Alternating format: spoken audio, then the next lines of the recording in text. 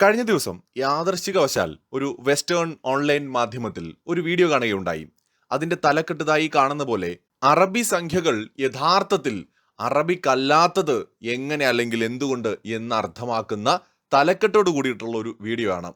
അതിനകത്ത് വിശദമായി പറയുന്നത് അറബിക് സംഖ്യകൾ എന്ന് പറഞ്ഞുകൊണ്ട് യൂറോപ്യൻസ് മനസ്സിലാക്കിയത് യഥാർത്ഥത്തിൽ അറബിക്കായിരുന്നില്ല എന്നും അത് ഇന്ത്യൻ സിവിലൈസേഷൻ ലോകത്തിന് നൽകിയ സംഭാവനയായിരുന്നു എന്നുമാണ്. ഇന്ത്യൻ സിവിലൈസേഷനിൽ നിന്ന് അത് അറേബ്യൻ നാടുകളിലേക്ക് എത്തുന്നു. അവിടെ നിന്ന് അത് യൂറോപ്പിലേക്കും മറ്റിടങ്ങളിലേക്കും എത്തുകയാണ് ഉണ്ടായത്. ശരിക്കും നമ്മൾ ഗണിതശാസ്ത്രം പരിശോധിച്ചാൽ, അതിന്റെ ചരിത്രമെടുത്താൽ സീറോ മാത്രമല്ല, ഗണിതശാസ്ത്രത്തിന്റെ അടിത്തറ തന്നെ പൂർണ്ണമായും ഉണ്ടാക്കിയത് ഇന്ത്യയിലാണെന്ന് കാണാൻ കഴിയും. അല്ലെങ്കിൽ ഇന്നത്തെ ഗണിതശാസ്ത്രം ലോകത്തിന് സംഭാവന ചെയ്തത് ഇന്ത്യയായിരുന്നു. അത് സീറോ മാത്രം ഒതുങ്ങുന്ന ഒന്നല്ല. ഒന്നും രണ്ടും മൂന്നും നാലും അഞ്ചും ആറും ഏഴും എട്ടും ഒൻപതും എല്ലാം ഇന്ത്യയുടെ കണ്ടുപിടുത്തമായിരുന്നു. അതിനും അപ്പുറം ഗണിതശാസ്ത്രത്തിലെ സങ്കീർണമായ പലതും കണ്ടുപിടിച്ചത് ഇന്ത്യക്കാരായിരുന്നു. പക്ഷെ പിൽക്കാലത്ത് യൂറോപ്യൻസ് പലരും അത് അവരുടെ പേരിൽ ക്രെഡിറ്റ് നേടിയെടുത്തു എന്നതാണ് വാസ്തവം. എന്നാൽ ഇന്ന് എന്തുകൊണ്ട് ഇതൊക്കെ ചർച്ചയാവുന്നു എന്നതാണല്ലോ പലരുടെയും സംശയം. വെസ്റ്റേൺ ചാനലുകൾ, അല്ലെങ്കിൽ നമ്മളിവിടെ സായിപ്പന്മാരെന്നും വെള്ളക്കാരെന്നും വിളിക്കുന്ന ആളുകൾ തന്നെ ഇന്ത്യയുടെ പുരാതന ചരിത്രത്തെ ആക്സെപ്റ്റ് ചെയ്യുന്നു. ഇന്നത്തെ ഹ്യൂമൻ സിവിലൈസേഷൻ, ഇന്ന് ഈ കാണുന്ന ആർട്ടിഫിഷ്യൽ ഇന്റലിജൻസ് ടെക്നോളജി വരെ നേടിയെടുത്ത് ഇവിടെ വന്ന് നിൽക്കുന്നുണ്ടല്ലോ.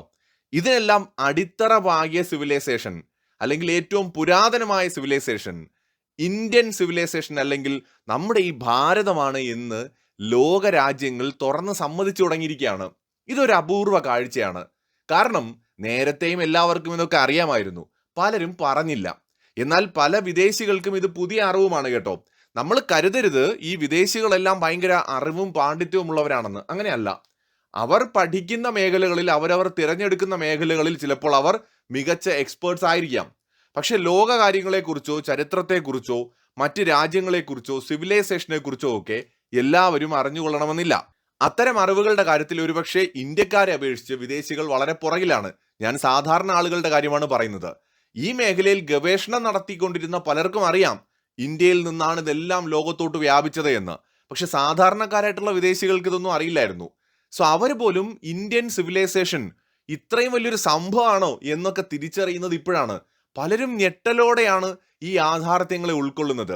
അതായത് ഗണിതശാസ്ത്രത്തിൽ മാത്രം ഒതുങ്ങുന്നതായിരുന്നോ ഇന്ത്യയുടെ കണ്ടെത്തലുകൾ? അല്ലേ അല്ല. നമുക്കറിയാവുന്ന പോലെ ഇന്നത്തെ മോഡേൺ മെഡിസിൻ ഒരു പക്ഷേ യൂറോപ്യൻസിന്റെ സംഭാവന അതിൽ വളരെ കൂടുതലാണ്. പക്ഷെ അതിൻ്റെയും അടിത്തറ പാകിയതിൽ ഇന്ത്യക്കാരുടെ പങ്ക്, പുരാതന ഭാരതത്തിന്റെ പങ്ക് വളരെ വലുതായിരുന്നു. അതായത് ഇന്നത്തെ മോഡേൺ സർജറി ചെയ്യാൻ ഉപയോഗിക്കുന്ന പല ഉപകരണങ്ങളുടെയും ആദ്യ രൂപം ഇന്ത്യയിലായിരുന്നു രൂപം കൊണ്ടത്. സർജറിയുടെ പിതാവാരെന്ന് ഒന്ന് ഗൂഗിൾ ചെയ്ത് നോക്കൂ, അപ്പൊ മനസ്സിലാവും. എത്രയോ കാര്യങ്ങൾ ഇന്നത്തെ മനുഷ്യരാശി ഇന്ന് കൈവരിച്ച പുരോഗതിയുടെ എല്ലാം തന്നെ മെജോറിറ്റി, എല്ലാം എന്ന് 100% നമുക്ക് ക്ലെയിം ചെയ്യാൻ പറ്റില്ല. പക്ഷെ ഒരു 70 മുതൽ 80% ആരംഭം എന്ന് പറയുന്നത് നമ്മുടെ ഇന്ത്യൻ ഉപഭൂഖണ്ഡത്തിൽ നിന്നായിരുന്നു എന്നതാണ് വാസ്തവം. അതായത് ഗണിതം, അല്ലെങ്കിൽ ആയുർവേദം, അല്ലെങ്കിൽ മെഡിസിൻ, അതുമല്ലെങ്കിൽ നൃത്തം, സംഗീതം, കലാരൂപങ്ങൾ, അങ്ങനെ സവിശേഷമായ പലതും ഇവിടെ നിന്ന് രൂപം കൊണ്ടതാണ്. ശരിക്കും സംസ്കാരങ്ങളുടെ കളിത്തൊട്ടിലാണ് നമ്മുടെ ഈ മഹാരാജ്യം എന്ന വസ്തുത ഇവിടെയുള്ള പലർക്കും പോലും അറിയില്ല. പലരും വെറുതെ തമാശയായിട്ട് കളിയാക്കുകയാണ് സ്വയം. യൂറോപ്യൻസിന്റെ കണ്ടുപിടുത്തങ്ങളിൽ ഭയങ്കരമായിട്ട് ഊറ്റം കൊള്ളുന്നവർ അതിൻ്റെ എല്ലാം തുടക്കം ഈ നമ്മൾ ചവിട്ടി നിൽക്കുന്ന നമ്മുടെ മണ്ണിൽ നിന്നാണെന്ന് ഒന്നുകിൽ അറിഞ്ഞുകൊണ്ട് അത് അംഗീകരിക്കുന്നില്ല, അല്ലെങ്കിൽ അറിവില്ലായ്മ കൊണ്ട് അത് മനസ്സിലാക്കുന്നില്ല. എന്തായാലും ഇന്ത്യ ഇന്ന് ആ പഴയ ആ ഒരു സിവിലൈസേഷൻ പവറായിട്ട് വീണ്ടും ശക്തമായിട്ട് വളരുന്നു എന്നാണ് യൂറോപ്യൻസ് തന്നെ പറയുന്നത്. യൂറോപ്യൻസ് മാത്രമല്ല, ഇന്ന് ടെക്നോളജി രംഗത്തൊക്കെ വളരെ മുന്നിൽ നിൽക്കുന്ന രാജ്യമാണല്ലോ ഇസ്രായേൽ. നമ്മുടെ സുഹൃത്ത് രാജ്യമാണ്.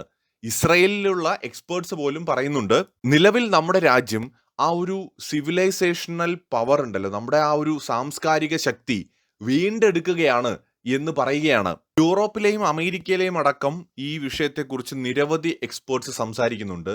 മോദിയുടെ നേതൃത്വത്തിൽ ഇന്ത്യ ശരിക്കും ആ ഒരു കൾച്ചറൽ പവർ, നമുക്ക് പ്രത്യേകമായി അവകാശപ്പെടാൻ കഴിയുന്ന സാംസ്കാരികമായ പാരമ്പര്യവും ആ ശക്തിയും വീണ്ടെടുക്കുന്നതിന്റെ പുറകിലാണ് ഇന്ത്യ. ഇപ്പോൾ യോഗ എന്ന് പറയുന്നത് ലോകത്തിന് ഇന്ത്യയുടെ സംഭാവനയാണ്. ആ യോഗ ഇന്ന് ലോകം മുഴുവൻ ഫോളോ ചെയ്യാൻ തയ്യാറാവുമ്പോൾ, ലോകം മുഴുവൻ ഇന്ന് യോഗാ ദിനം ആചരിക്കുന്നുണ്ട്. സ്വാഭാവികമായിട്ട് അത് ഇന്ത്യയുടെ ഒരു സോഫ്റ്റ് പവർ കൂടിയാണ്. ഇന്ത്യയുടെ സാംസ്കാരിക ശക്തിയുടെ പ്രതീകമാണത്. വസുധൈവ കുടുംബകം എന്ന് പറയുന്ന കോൺസെപ്റ്റ് ഇന്ത്യയിൽ ആയിരക്കണക്കിന് വർഷമായിട്ട് നിലനിൽക്കുന്നതാണ്. ലോകം അത് മറന്നുപോയി. പക്ഷെ നമ്മളിപ്പോൾ അതിനെ ഓർമ്മിപ്പിക്കുകയാണ്. ഇപ്പൊ പുരാതന കാലത്ത് ഇന്ത്യ എന്തായിരുന്നു, എന്താണ് ഇന്ത്യയുടെ സംഭാവന, ഇത് നമ്മൾ ലോകത്തോട് പറയുകയാണ്. പലരും ചൈനീസ് സിവിലൈസേഷൻ വലിയ മഹത്തായ ഒരു സിവിലൈസേഷൻ ആണ് എന്ന് തിരിച്ചറിയുന്നത് എപ്പോഴാണ്?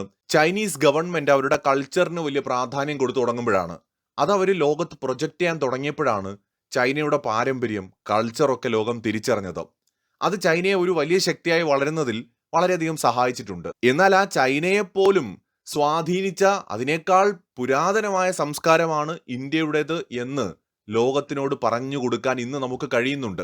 അതിന്റെ ഭാഗമായിട്ടാണ് നമുക്ക് കാണാൻ കഴിയുന്നത് വിദേശികൾ പോലും ഇന്ത്യയെക്കുറിച്ച് ധാരാളമായി സംസാരിക്കുന്നു. ഇന്ത്യൻ കൾച്ചറിനെ കുറിച്ച് അവർ പഠിക്കുന്നു, ചരിത്രത്തെക്കുറിച്ച് പഠിക്കുന്നു. അങ്ങനെ നമ്മുടെ ഒരു സംസ്കാരത്തെ അവർ മനസ്സിലാക്കാൻ തുടങ്ങിയിരിക്കുന്നു. അവർക്കിടയിൽ തന്നെ അവർ ചർച്ച ചെയ്യാൻ തുടങ്ങിയിരിക്കുന്നു. ഇന്നത്തേതൊരു ഡിജിറ്റൽ ലോകമാണല്ലോ. ഇന്നിപ്പോ ഏതൊരു അമേരിക്കക്കാരനും ഏതൊരു ഇന്ത്യക്കാരനും പരസ്പരം മനസ്സിലാക്കാൻ, ചരിത്രം ചികഞ്ഞെടുക്കാൻ, വസ്തുതകൾ മനസ്സിലാക്കാൻ ഒരുപാട് ബുദ്ധിമുട്ടേണ്ട കാര്യമില്ല. നമ്മുടെ വിരൽ തുമ്പിൽ തന്നെ ഇന്ന് വാർത്തകൾ എത്തുമ്പോൾ നമ്മുടെ ഒരു മൊബൈൽ ഫോണിൽ നിന്ന് തന്നെ നമുക്ക് വസ്തുതകൾ മനസ്സിലാക്കാൻ കഴിയുമ്പോൾ ലോകം തിരിച്ചറിയുകയാണ് ഇത്രയും കാലം ഉറങ്ങിക്കിടന്നിരുന്നു എന്ന് പലരും കരുതിയിരുന്ന ആ ഒരു ശക്തി അത് ഉയർത്തെഴുന്നേറ്റിരിക്കുന്നുവെന്നും അവരുടെ ആ ഒരു സാംസ്കാരിക പൈതൃകത്തെ വീണ്ടെടുത്തുകൊണ്ട് ഒരു മഹാശക്തിയായിട്ട് വളരുന്നുവെന്നും ലോകം തിരിച്ചറിയുകയാണ്. ഇന്ത്യയുടെ ഒരു ചരിത്രം നമ്മൾ പരിശോധിക്കുമ്പോൾ നിലവിൽ മറ്റൊരു സിവിലൈസേഷനും ഇന്ത്യയെ പോലെ ഇല്ല എന്ന് പറയേണ്ടി വരും. നമുക്കൊപ്പം നിലനിന്നിരുന്ന പല സംസ്കാരങ്ങളും തകർന്നു പോയിട്ട് തന്നെ നൂറ്റാണ്ടുകളോ അല്ലെങ്കിൽ ഒരുപക്ഷെ ആയിരക്കണക്കിന് വർഷങ്ങളോ ആയി കഴിഞ്ഞു. അന്ന് തൊട്ട് ഇന്നും തുടർച്ചയായിട്ട് നിലനിൽക്കുന്ന ഒരുപക്ഷെ 5000-ലേറെ വർഷം പഴക്കമുള്ള തുടർച്ചയായിട്ട് നിലനിൽക്കുന്ന ഏക സിവിലൈസേഷൻ നമ്മുടേതാണ്. നമുക്കറിയാവുന്ന ഡേറ്റ മാത്രമാണ് ഇൻഡസ് വാലി സിവിലൈസേഷൻ. ശരിക്കും അത് എന്ന് ആരംഭിച്ചു എന്ന് ഇപ്പോഴും ഒരു തർക്ക വിഷയമാണ്. കൃത്യമായിട്ട് നമുക്ക് പറയാൻ കഴിയില്ല. അത് ലോകത്തിലെ ഏറ്റവും മികച്ചൊരു നാഗരികതയാണെന്ന് മാത്രമേ നമുക്ക് പറയാൻ കഴിയുന്നുള്ളൂ. അത് എത്രത്തോളം പഴക്കം ചെന്നാണെന്ന് നമുക്കറിയില്ല. അതുപോലെ തന്നെ അടുത്ത കാലത്ത് നമ്മുടെ വടക്കേ ഇന്ത്യയിൽ രാജസ്ഥാൻ ഉൾപ്പെടെയുള്ള ഭാഗങ്ങളിലൂടെ ഒഴുകിയിരുന്ന ഒരു നദി, സരസ്വതി നദി ആയിരിക്കാം അതെന്ന് കരുതപ്പെടുന്നു. അവിടെ നിന്ന് 4500 വർഷം മുമ്പ് നിലനിന്നിരുന്ന ഒരു സംസ്കാരത്തിന്റെ അവശിഷ്ടങ്ങൾ കണ്ടെടുത്തിട്ടുണ്ട്.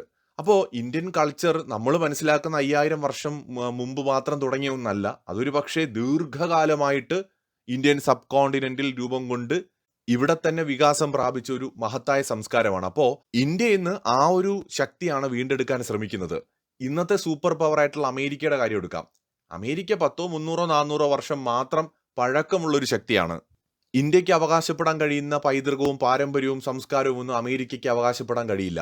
ഇനി ചൈനയുടെ കാര്യം എടുത്താലും ബുദ്ധിസമാണ് ഒരു കാലത്ത് ചൈന ഡോമിനേറ്റ് ചെയ്തിരുന്ന, ചൈനയിൽ വ്യാപിച്ചു നിന്നിരുന്ന മതം എന്ന് പറയുന്നത്, അഥവാ കൾച്ചർ എന്ന് പറയുന്നത്. ഇപ്പോഴും ചൈനീസ് പോപ്പുലേഷന്റെ 20% മുകളിൽ ബുദ്ധിസ്റ്റുകളാണ് എന്നതാണ് മറ്റൊരു വസ്തുത. ഈ ബുദ്ധിസം എന്ന് പറയുന്നത് തന്നെ ഇന്ത്യൻ കൾച്ചറിന്റെ ഭാഗമാണ്. ബുദ്ധിസം വ്യാപിച്ചു കിടക്കുന്ന ഓരോ രാജ്യങ്ങളും പിന്തുടരുന്നത് ഇന്ത്യൻ സംസ്കാരമാണ്. അതിപ്പോ ഇന്തോനേഷ്യ ആണെങ്കിലും വിയറ്റ്നാം ആണെങ്കിലും മലേഷ്യ ആണെങ്കിലും ഏത് രാജ്യമെടുത്താലും എവിടെയൊക്കെ ഈ ബുദ്ധിസം വളരെ പ്രചാരത്തിൽ നിലനിൽക്കുന്നുവോ അതെല്ലാം ഇന്ത്യൻ കൾച്ചറിന്റെ ഭാഗമാണ്. അപ്പോൾ ഇന്ത്യ ശരിക്കും ആ ഒരു സാംസ്കാരിക ശക്തി അഥവാ സിവിലൈസേഷണൽ പവറായിട്ടാണ് ഉയർത്തെഴുന്നേൽക്കുന്നത്, കുതിക്കുന്നത്. ഇതിനോടൊപ്പം തന്നെ ഇന്ത്യ ഒരു വലിയ സൈനിക സാമ്പത്തിക ശക്തിയായി വളരുകയും ചെയ്യുന്നുണ്ട്.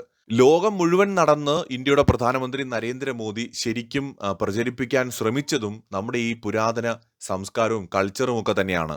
ഒരു സിവിലൈസേഷണൽ പവറായിട്ടുള്ള ഇന്ത്യയുടെ ഉയർത്തെഴുന്നേൽപ്പ് യഥാർത്ഥത്തിൽ അതിന്റെ മുഴുവൻ ക്രെഡിറ്റും നരേന്ദ്രമോദിക്ക് അവകാശപ്പെട്ടതാണ്. കാരണം മുൻകാലങ്ങളിൽ ഒരുപക്ഷെ ഒരു പരിധിവരെ ഇന്ദിരാഗാന്ധിയുടെ കാലഘട്ടത്തിൽ ഇന്ത്യയുടെ ആ ഒരു സിവിലൈസേഷണൽ പവറിനെയൊക്കെ കുറച്ചെങ്കിലുമൊക്കെ ഉപയോഗിക്കാൻ ശ്രമിച്ചിരുന്നു, ഇന്ത്യക്കകത്തെങ്കിലും. എന്നാൽ അത് കഴിഞ്ഞ് പിന്നീട് ഇങ്ങോട്ട് തിരസ്കരിക്കപ്പെട്ട, തമസ്കരിക്കപ്പെട്ട ഒന്നായിരുന്നു അതെങ്കിൽ അതിനെ അഭിമാനത്തോടെ വീണ്ടെടുക്കാൻ ലോകത്തിന് മുന്നിൽ ഇത്രയും വലിയ ചരിത്രവും പാരമ്പര്യവും ഉള്ള ഒരു സംസ്കാരത്തിന്റെ ഭാഗമാണ് നമ്മളെന്ന് അവരെ ഓർമ്മിപ്പിക്കാൻ നരേന്ദ്രമോദി ഭരണകൂടത്തിന് കഴിഞ്ഞിട്ടുണ്ട്. ഞാൻ മാത്തമെറ്റിക്സിന്റെ കാര്യം തുടക്കത്തിൽ പറഞ്ഞു.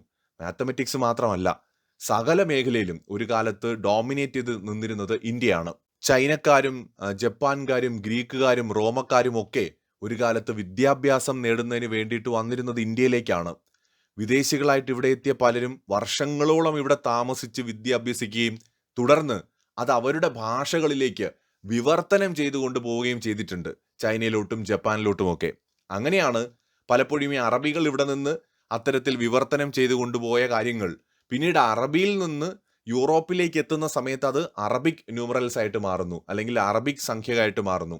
ഇന്നത്തെ എല്ലാ ശാസ്ത്രങ്ങളുടെയും ആരംഭം, അതിന്റെ ബേസ് എന്ന് പറയുന്നത് ഇന്ത്യൻ സബ് കോണ്ടിനെന്റ് ആയിരുന്നു.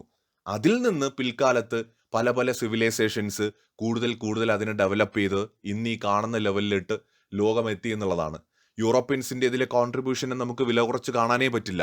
പ്രത്യേകിച്ച് കഴിഞ്ഞ നൂറ്റാണ്ടിൽ യൂറോപ്യൻസ് വലിയ രീതിയിൽ ലോകത്തിന്, മനുഷ്യരാശിക്ക് ഒരുപാട് സംഭാവനകൾ ചെയ്തിട്ടുണ്ട്. എന്നാൽ ഇന്ന് എല്ലാവരും യൂറോപ്യൻസ് മാത്രമാണ് ഹൈലി സിവിലൈസ്ഡ് ആയിട്ടുള്ള സൊസൈറ്റി എന്ന് പറയുമ്പോൾ, യൂറോപ്യൻസ് നേരാവണ്ണം ഭക്ഷണം പോലും ഉണ്ടാക്കാൻ, കൃഷി ചെയ്യാൻ പോലും മര്യാദയ്ക്ക് കഴിയാതെ വളരെ മോശമായ ഒരു ചുറ്റുപാടിൽ ജീവിച്ചിരുന്ന കാലത്ത് അന്ന് ഇന്ത്യ വളരെ സമൃദ്ധമായൊരു നാടായിരുന്നു എന്നുള്ളതാണ് പരമമായ വസ്തുത. ഇന്ന് ലോകം പതിയെ പതിയെ ആ യാഥാർത്ഥ്യങ്ങൾ തിരിച്ചറിയുകയാണ്. എന്തുകൊണ്ടാണ് ഇന്ത്യയുടെ സോഫ്റ്റ് പവർ ഇന്ന് വളരെയധികം കൂടിയിരിക്കുന്നു. അതോടൊപ്പം തന്നെ ഇന്ത്യ എന്താണെന്ന് ലോകം, വിശേഷിച്ച് വിദേശികൾ തിരിച്ചറിഞ്ഞു തുടങ്ങിയിരിക്കുകയാണ്. ഒരു കാലത്ത് ബ്രിട്ടീഷുകാരെല്ലാവരോടും പറഞ്ഞിരുന്നത് അപരിഷ്കൃതരായിരുന്ന ഇന്ത്യയെ വന്നിട്ട് ബ്രിട്ടീഷുകാർ എന്തോ അങ്ങ് പരിഷ്കൃതരാക്കി എന്നുള്ളതാണ്. ആ പച്ചക്കള്ളങ്ങൾക്കൊന്നും ഒരു പ്രസക്തിയുമില്ല. 2000 വർഷം മുമ്പ് അല്ലെങ്കിൽ 3000 വർഷം മുമ്പ് സർജറി നടന്നിരുന്ന ഒരു നാടാണ് ഇന്ത്യ.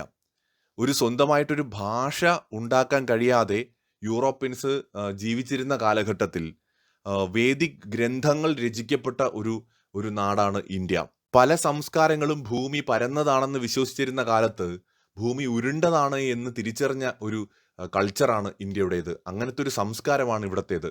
സോ സ്പേസിന്റെ കാര്യമായിക്കോട്ടെ, സയൻസ് ആയിക്കോട്ടെ, മെഡിസിൻ ആയിക്കോട്ടെ, അല്ലെങ്കിൽ ഫിസിക്സ് ആയിക്കോട്ടെ, മാത്തമെറ്റിക്സ് ആയിക്കോട്ടെ, ഏത് മേഖലയിലും എടുത്തു നോക്കൂ, ആദ്യ ഗവേഷണങ്ങൾ അല്ലെങ്കിൽ ആദ്യ കണ്ടെത്തലുകൾ, ഏറ്റവും അധികം വികാസം പ്രാപിച്ചൊരു സിവിലൈസേഷൻ ശരിക്കും ഇന്ത്യയായിരുന്നു. പക്ഷെ പിൽക്കാലത്ത് ബ്രിട്ടീഷുകാർ അവർ ഇന്ത്യ കോളനിയാക്കി ഭരിച്ചിരുന്നത് കൊണ്ട് അവർ ഡോമിനേറ്റ് ആണെന്ന് കാണിക്കാൻ ഇന്ത്യയുടെ കണ്ടെത്തലുകളും നേട്ടങ്ങളും എല്ലാം പൂഴ്ത്തി വെക്കുകയോ അല്ലെങ്കിൽ തെറ്റിദ്ധരിപ്പിച്ച് മറ്റു പലരുടേതുമാക്കി മാറ്റുകയോ ഒക്കെ ചെയ്തിട്ടുണ്ട്, അതിന് ശ്രമിച്ചിട്ടുണ്ട്.